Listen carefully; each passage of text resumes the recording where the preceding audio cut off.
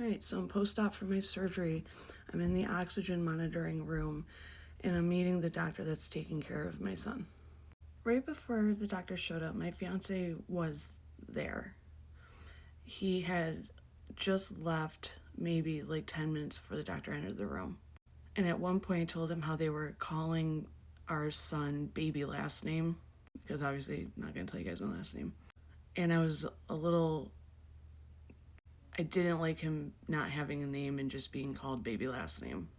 I wasn't in a mental state where I could think of a name that was going to be this child's name forever. I realized in that moment just like how important it is to pick a person's name, and I was coming up blank.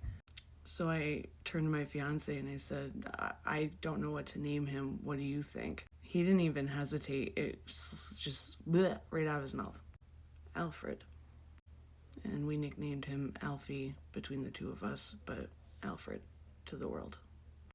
And I don't want Alfred's death to have been for nothing, so there's a lot of reasons why I am choosing to talk about this here, and that's one of the big ones. Is I want Alfred to be known that I did have a child. He did live for 3 days, and he left an impact. So this is the first time I'm meeting his doctor, and he's not happy at all. He's like me right now. He's you can tell he doesn't have good news to bring me. And that's when I start hearing about everything that he's going through, and in my easiest summation, it was his heart and his lungs and his brain for the most part. They weren't getting enough oxygen. They didn't get enough oxygen during delivery. They weren't seeing a lot of brain activity, and they weren't sure what kind of mental deficits he would have had. They were emphasizing that a lot, that they don't know what his quality of life was going to have been. He was very kind. He told me that they were doing like literally everything possible. They brought up ECMO because they wanted to see if he was a candidate, but he was already convinced that he wasn't because of his situation and how young he was. I will tell you ahead of time now that no, he wasn't a candidate. He was rejected. But they were trying a lot of medications and they were trying a lot of therapies to just get his body to work.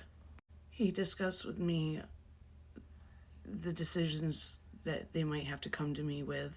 And all the while I'm thinking, I've been here before.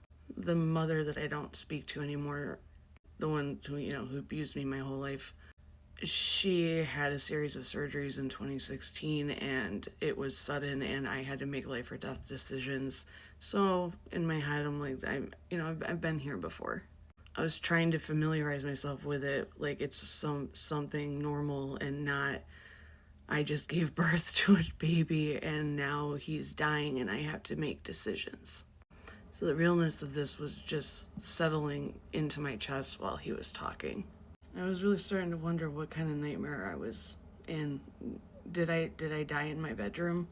It's a lot to wrap your brain around. He told me he would stay with him through the night. He was the one on shift, and before he left, I told him that we named him Alfred.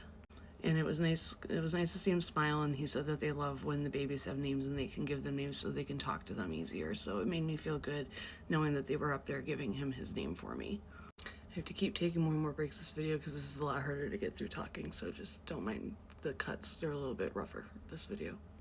Meanwhile, I bounce back by the end of that night from the oxygen issue, and I get moved back into my room that I'm in for the rest of the week. I still couldn't sleep.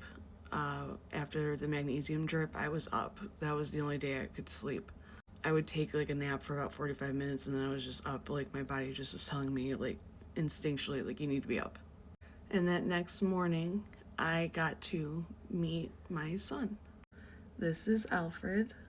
I got to hold his hand. He looked at me once, and this was the only day that his eyes were open. He started to get sensitive to the light as his issues progressed.